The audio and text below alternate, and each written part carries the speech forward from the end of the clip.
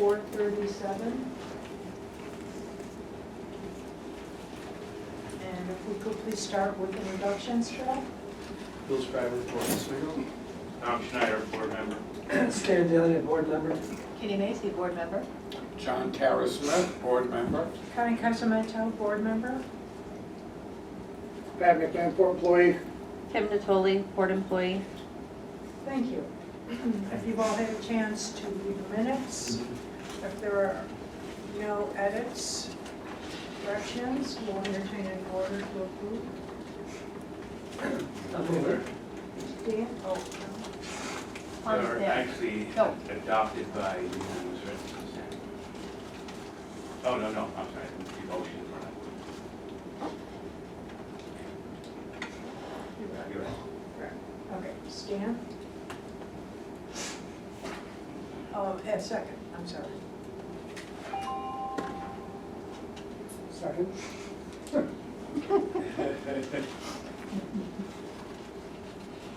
All in favor of the minutes? Aye.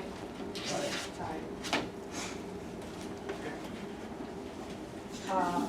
Next on the agenda is the administrative operational report. Bill? Okay, thank you. I'll make this as brief as possible. Harborfest is going to request sponsorship that the board did last month. It's in your, last year, it's in your package. We can discuss that in the normal meeting. Aluminum, we have the very first ship of the season in, the Epic Spirit, as you saw as you came in at the dock. Alouette is due to arrive, that's a tugging barge next week for aluminum. This is the beginning, just a reminder, this is the beginning of our season when our finances are not as when we go through the winter when they're kind of tight. Now we're starting to generate revenue from ship traffic. Reach Factor was concluded. I have, I believe, 6 bids I have to review, and I will be doing that next week. I have to do bid tabs, make sure they all are compliant with the bid requirements for both state and federal government.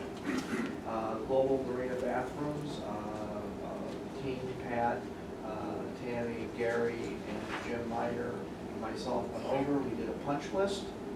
Pat's now in the process of ordering supplies.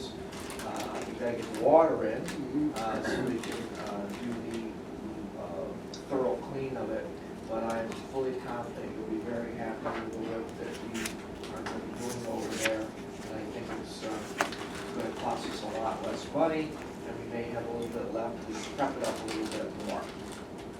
Bus terminal repairs, as Stan, we're at the groundbreaking, has started.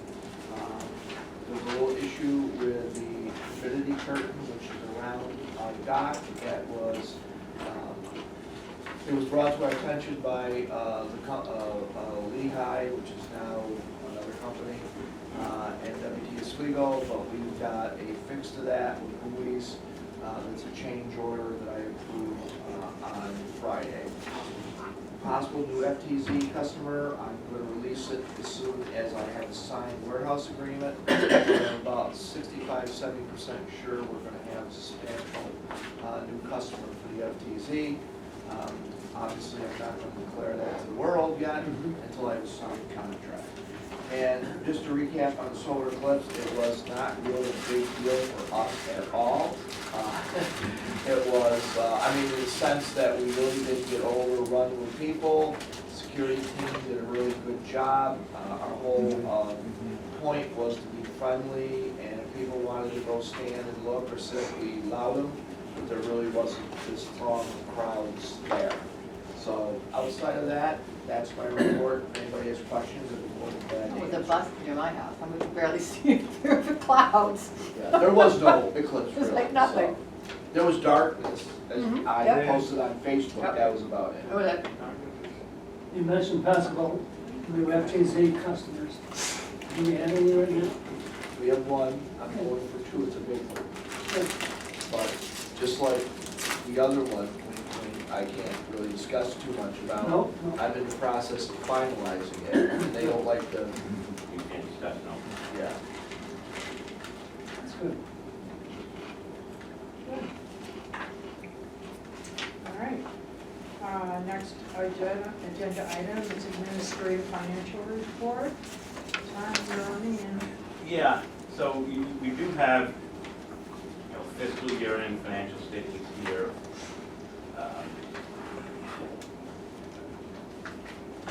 Cash position remains relatively strong at 1.3 million. I won't do much on the balance sheet. The receivables are low, and so are payables.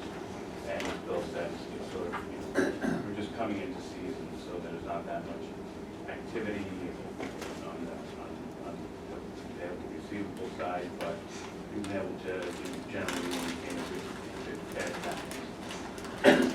On the, on the income statement side, which is profit and loss statement, page 1 of 3.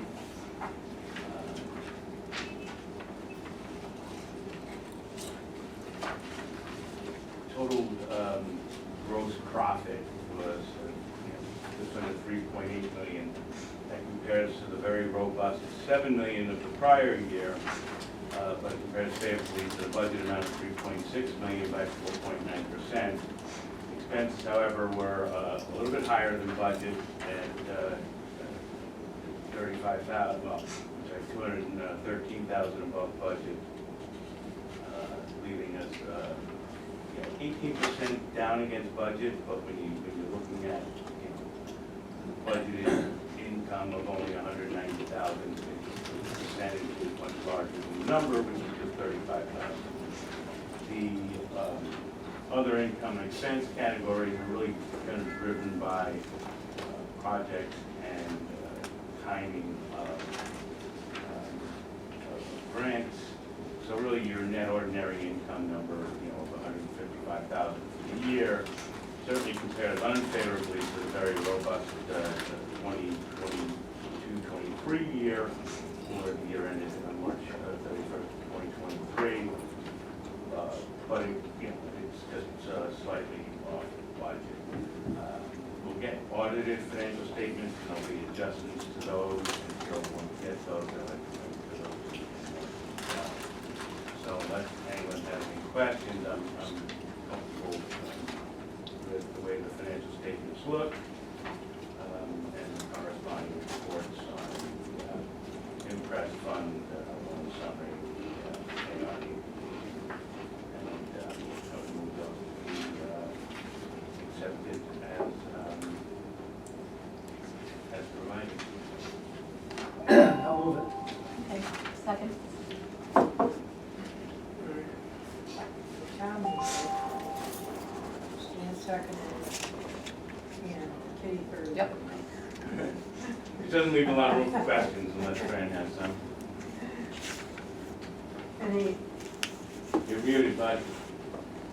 Yeah, I just had to get it off. No, that's good. I listened to that and I have no question on that. We'll do it fuller on the audited financials that we, when we normally get them on Bill. Deputy's not here. all in favor? Aye. Opposed? She's starting to give information to him now, we expect this coming month. Chairman's report? All right, so as everybody knows, that our resolution that was brought forward by Mayor Robert Cordino, and I want to say something. Robert Cordino, the mayor of Oswego, has been very cooperative with the port. He's been very supportive of the port. Just so that you know, I have reached out to him on several occasions during this whole process, and he has been very positive, and he gives our support. So he was disappointed when that resolution wasn't even forwarded, but he also understands that the port still needs to do what we have to do in order to make that happen. And I also reached out to him, and I let him know that we were contemplating pulling the fabric. We had contractors coming, and that there'd be lifts and heavy equipment over on our Dome 4, so prepare him for any questions, if he may get any, if people see activity. And lo and behold, of course, we also were able to pull the test strips, and the mayor was also informed on that. And he knew that, and he was very cooperative. He said, well, he goes, you just have to do what you have to do. You won the lawsuit. He goes, I have no issues with what was going on. So, so he was very positive. I also contacted our attorney and kept him informed on, as Bill did. Bill and I have both been really working together on a lot of these issues, and Connie too.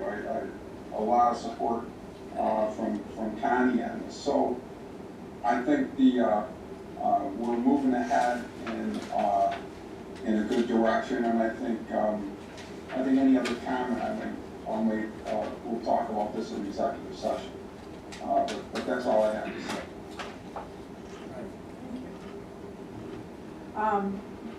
Executive committee, I don't have anything to report. But the finance committee did not meet since the last meeting, only a few weeks ago.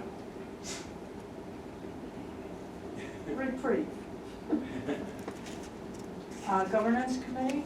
No report, but I do want to thank Megan for getting me the employee handbook, which I agreed faithfully. And Kitty, how about planning and development? Nothing. None? Okay, so that was a month off for us, we have to adjust. Old business, any old business?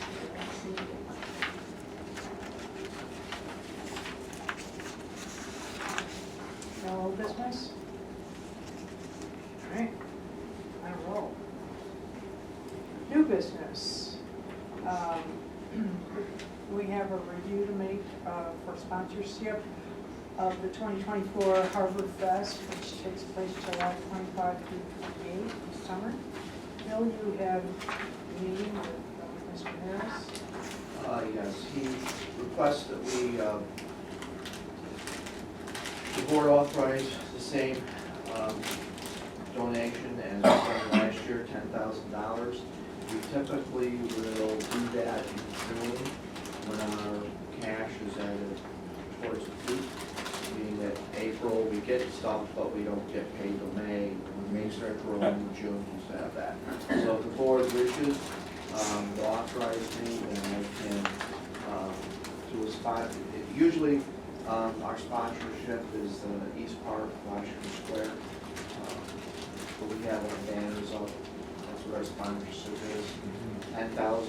We got asked for an increase, so I think it's well worth it. As we go further into the year, there's other opportunities for other items. He gave a list here of music that we could sponsor. It's basically open. So if the board wishes, maybe in another month to see how we're doing financially, we do another sponsorship, I would suggest we do that. Bring it back in a couple of months. If you wish, I can do a formal resolution. I wanted to judge the temperature of the board before I put a resolution authorizing the cutting of the check. So if you wish, if you're all in favor, I'll just bring that as a resolution. Maybe to authorize $10,000. I'll see where we are in cash flow. I can just pick one of these, or you guys you probably know more of these bands than I do. Where is that located, that East you're Park. talking about? Yeah, it's East Park. In North Bay? No, it's right here. so on tab B, Okay, B? Yeah. Sorry, missed it. Right, it's right in my between report. between It's at the end Yeah. of the the report and the. Oh, okay. Yeah. breaking. No, got it. So, And no, I haven't. I think it's a great idea. So I would say we should move forward. Most of that is jazz, country. Okay. we'll bring that back, right? And right now, we're looking to authorize the 10,000, which is, you know, an amount that probably stayed steady for the last 10 years at least. Yeah. And so it's really, Are they gonna be able to after inflation. use our pier for the park? No. Unfortunately, well, that was brought up with the eclipse. Well, actually, it was brought up with the Mercy's asked for it with the stargazing. With the construction on it, there is an insurance for other people beyond the pier. That going on, and they've cut off most of the pier now. So the pier basically won't be available even for harbor tests this year, the west Do they pier. know that? Yeah, we had a discussion here. And it was, Yeah. we did, because it was an emergency situation, the fire company did ask to use it for, the rescue, helicopter if needed, instead of going up to the college. But the helicopter didn't come, and it wasn't stationed here. There's very little room there with equipment and fencing to really be there, so. Again, this is a construction project that we got to have done this year. We're at the point where FEMA funds, we've reached the limit of where we can actually access the money, FEMA federal money, because they only allow the project to go out so long. And we've asked for 2 extensions, and this is it. So we've got to complete this year. So did the Gruches used to do the fireworks off of our pier too, or no? We originally, years and years ago, fireworks were off that pier. But then the barge, right now, they're having a problem finding a barge. I don't know if they have. I gave them a couple people's names, Pat gave them a name. It's rather expensive, tugs and barges are expensive. And they did ask if they could put the fireworks off on our pier. I don't think that's possible. I haven't had an opportunity, that was just last week, during, when we had that, groundbreaking at Right, West Pier. I gotta talk to Ryan Malone. I don't think that's gonna be possible, so I don't know. Is that the only pier that they've used of ours in the past? Many years ago, we used the north end on city fireworks, which were much smaller. But again, the north end this year is gonna have Team Marine excavating doing the break wall. So, you know, as I would like to accommodate them, we're running out of space with all the construction projects we have. So if there's construction going on the break wall, are they gonna be able to use the Well, the break break wall is just putting granite and stone in the water. They don't do that at night, so, well, they do at times, but they can pull off for that period of time and tie up at our dock or even the West Pier, because DME is still gonna use the West Pier, because that's where they're gonna put their barges. But as far as putting fireworks off, that's a whole different matter. Okay, The so West Pier project, what's the timeline on that? When do you need to have it done by? Well, it started. They're gonna be closing it off late September, early October. They actually have to deconstruct the whole end of the pier, and then they have to rebuild it, sheet pile it. There's things called tiebacks, which are just large That's what you're rods. doing with the shovels. Yeah, that's what we're doing, Joe. Yeah, Kitty and Stan are out there starting. the Yep, project. started. We did. Saving us Groundbreaking. money with a shovel. They have to do tiebacks and they have to bring them in. So, but it's all a really, I hate to give engineers all this credit, but it's really a very particular engineering item because you have to keep that whole dock back in again. It was originally designed up with wood and stone aggregate.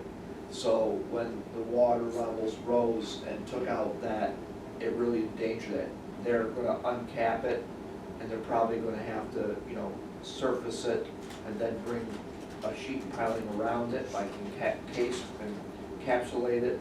They have to drive the sheet rock, or excuse me, they have to drive it into bedrock, and they have like, little, ends to it, they have to go into rock, and then they have to weld,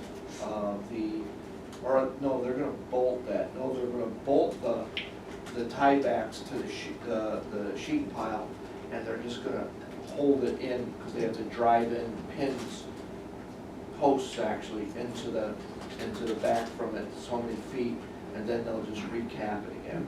So yes, and that's engineers involved in this? Oh yeah, there's a big Okay. project. Because it sounds like it's really complex. That's what I'm trying to relate to you. As It opposed is, to just Kitty and me doing our shopping. you guys did the best you could, but no, I'm trying to say that's why it takes so long. It is a complex project.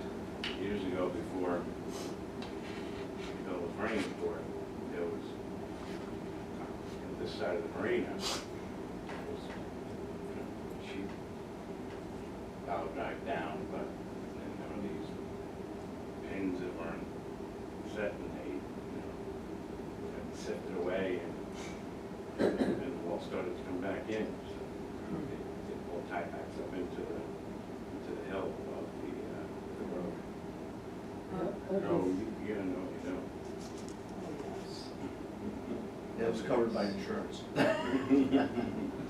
The engineering company pays some money on them. Okay, so, But I would move that the 10,000 that we've done for economic development initiatives, this contribution for this year was for sponsorship to be reviewed. We have a second that? I'll second it. Kitty, thank you.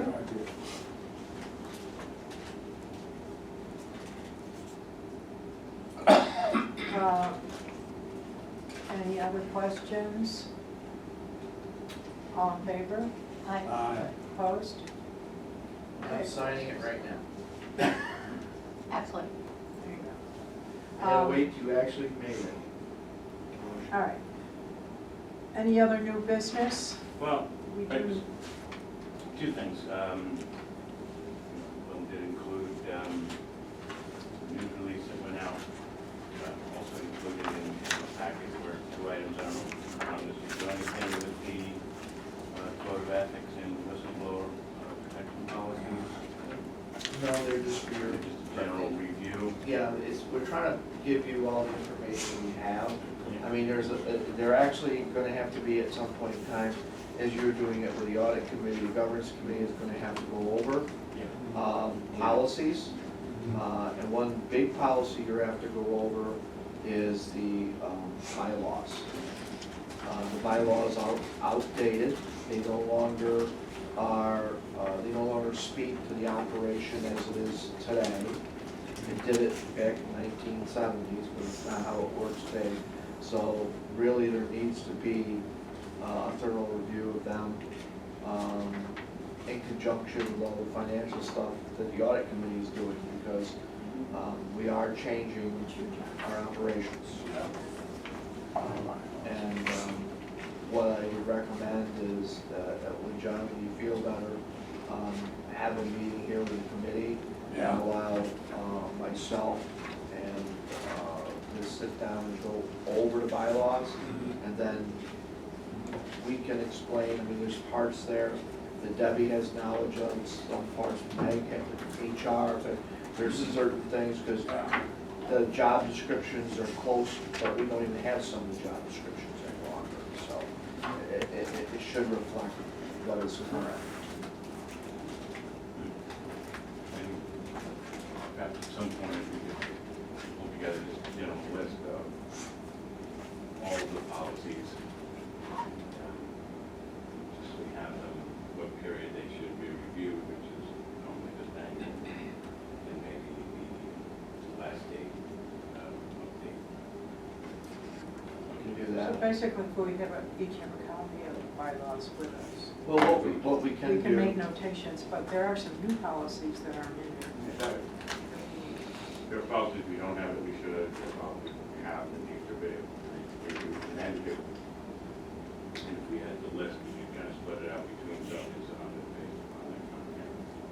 Kim, that's what we'll do, starting this week, is make each board member a book, and we'll just collect all the policies, like, you know, whistleblower, there's the, I think the ones we have here, we have the bylaws, all those, we'll put them in a book, tab them, and then, That would be a great second step. The first step might be to speak, just a list of all of them. Talk about, are there things that we don't have in policy? There's a recommendation on use of equipment, policy, and stuff like that. Yep, Yeah. absolutely. well, some of them are crossover on the handbook too. So John, there are some policies there. Yeah, we would leave all the employees out. Yeah. Because that really is. For example, there's some policies that are in the, that were generated by the board that we have to reflect in the employee handbook. So, yeah, really, hate to say this, you need almost two committees together just to do those, because we really haven't had an actual review since I've been here of any of this stuff. Wow. Bylaws, that's a long process. It's gonna take several months. And the bylaws of the boards, so. Yep.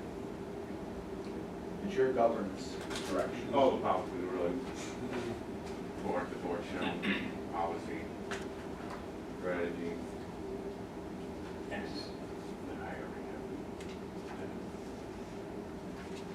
All right, of so time to do, There's also this report that Bill included on tonnage. Bill, you want to kind of go over that? Yeah, I can just briefly. You know, we keep talking about 2022. 2022, just to let you know, was the most revenue and tonnage we've ever had in the port. And Debbie said forever.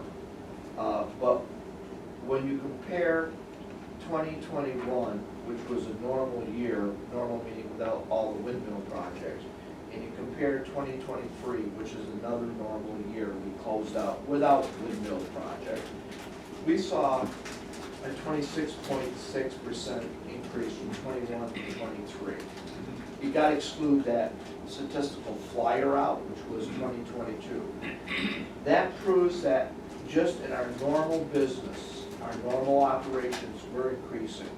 We're increasing a lot.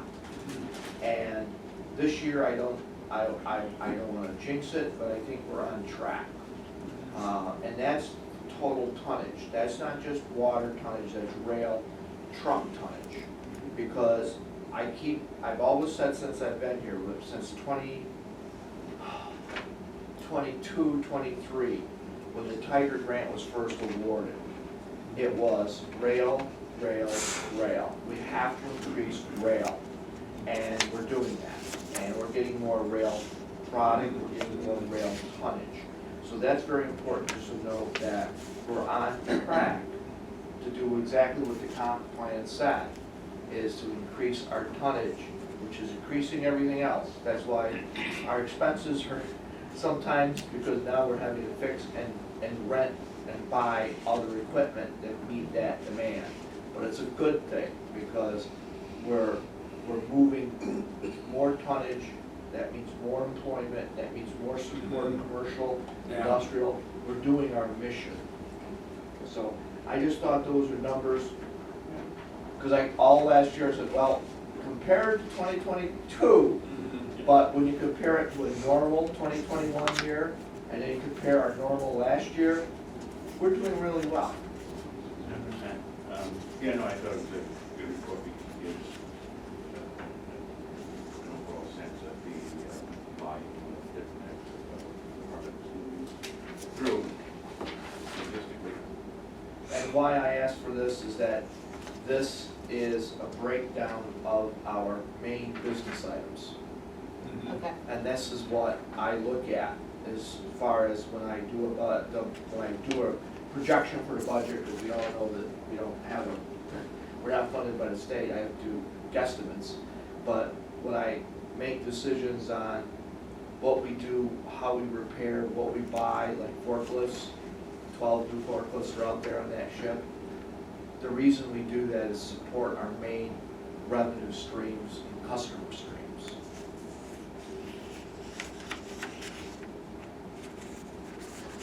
Questions? For either Tom or Bill, when you did the primary financial report, you argued that our revenue is less than it had been. Now, I realize these data may not be easy to find, but are we reflective of typical ports of our size? Well, we haven't really, and I haven't seen the time that I've been here. I think perhaps sometimes the auditors provide some peer comp information, but to do peer comparables, you have to first derive a comparable group that you want to compare yourself to. And what you're really doing that for is exactly, it's a great question. Peer comparables in most businesses are, pretty easy. In banking, I peer comp report that's done every quarter that, shows 7 high-performing banks of, similar size and structure. I don't know how, you'd be able to see that because again, most ports are really renting out their land to underwrite on the land with Stevedore Corporation, which most of them are not filing any public financial statements. Yeah. There's required by government entities. You're filing them because you're a profit, you've got to file the tax form. You file if you're a state entity, you file if you're a public trade, private companies, it's very hard to get information out of. You usually rely on some standard core data that you pay for, and it's not very reliable for underwriting. So the bottom line is we shouldn't be overly concerned with. I don't think we have. Okay. I think the uniqueness of the business model doesn't lend itself to a good peer group. Yeah, I mean, you hit the nail right on the head when you said, we're the last stevedoring operation port on the Great Lakes. So we do 2 things, and it's hard to compare us. Like at Cincinnati, Cleveland, Toledo, Monroe, Burns Harbor, Duluth, they are like the Port of New York, New Jersey. They lease space and 2 or 3 stevedore. We own the equipment, we're a stevedore. We haul the labor, we're the stevedore. So we get the business, we're the stevedore. We actually do what other ports do, and some leasing of property and buildings, but the majority of our revenue, a bulk of our operations is like today. Actually unloading the aluminum with our equipment, storing it, and then transloading it. That is not the model that you can compare us with on the Great Lakes. As example, why our expenses rise sometimes, unforeseen repairs, being able to put a new fleet of forklifts on the dock. We'll get a payback in a year or 2, but we have to upfront that. We're a stevedoring company, and they pay you $150,000 to rent a warehouse and operate off your dock with ships. That's constant. Where we're up and down.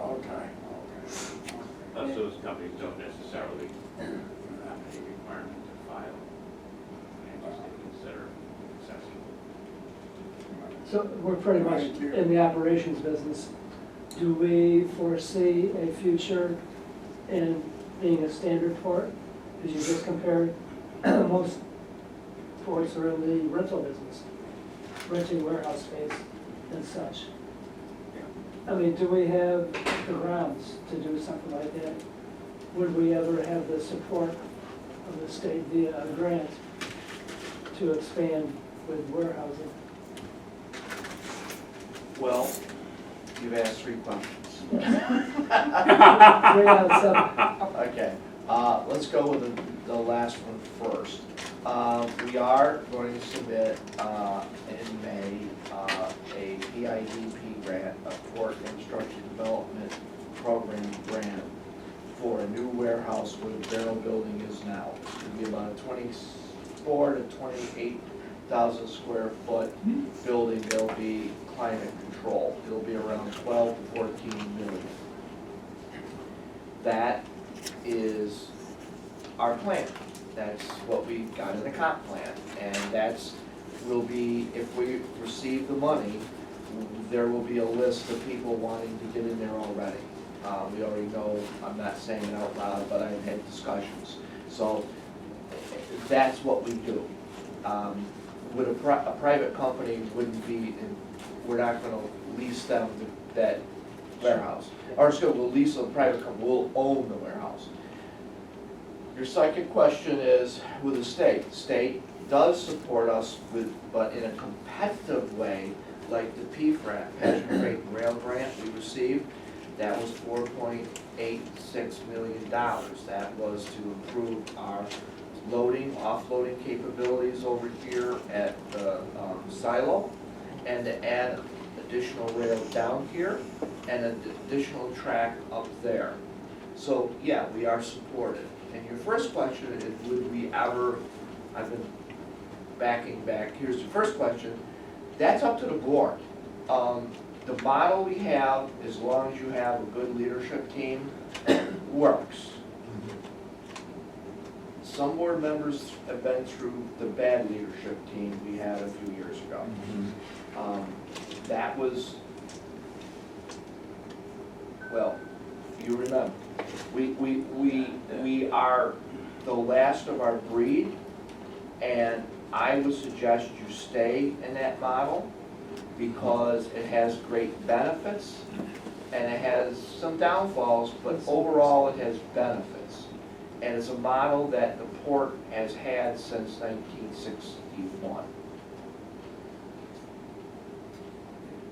Yeah, and the alternative model would have a board, executive director with some staff, but their job would be making sure that all of the port property had, tenants and seagoing operations that would then, conducting all of the business, making contracts, labor, and receiving some rental stream of income, but the control of the type of traffic relate down to private enterprises, some of which function very well with very high ethics, and which do not. In this particular case, we have a controlled environment. It doesn't mean that we don't have some, again, I think we have some strategic planning session, and, for instance, in most public companies you start with, are we going to remain independent, or are we going to look to sell the business? Because you set up your business two different ways. You have to be independent, and the structure is set. And then you plan develops out of that. And in this case, you just have, do we create a new structure, or do we look at an alternative structure? I forget what that looked like, or the necessity, and how it is aligned with our neighboring legislation and commission. Some perfectly good question to ask, and probably something good to analyze at some point. You should always be open-minded to other things.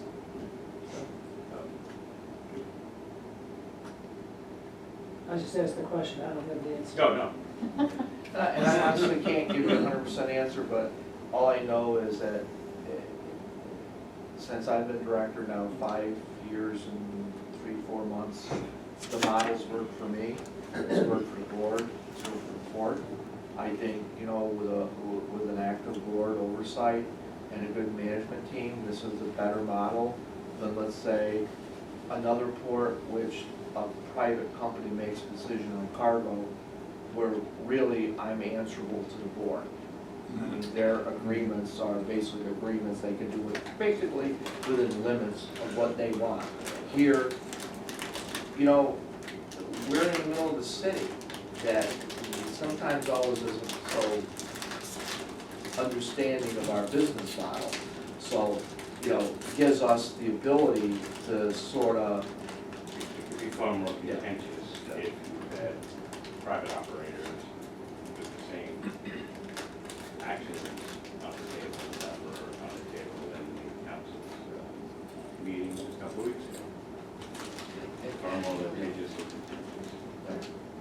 okay, so I hope that answers. Good point of discussion. Okay, so, That, I think, I'd like to make a motion to move to executive session to discuss property and personnel. Second. Bill here for the property portion and. okay, second, Standard. Judy? Back at the end. All in If you favor? want to leave. All right. Aye. Aye. All right, we're in the executive session at 5:18. John, Second. Kitty, we're out of executive session at 6:41.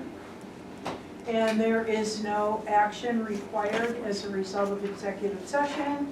So if there's nothing for the good of the order, do I have a motion to adjourn? I'll move. Stan Second.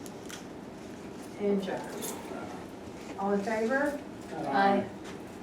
Approved. Passed. Adjourn Excuse me. motion, you make the motion.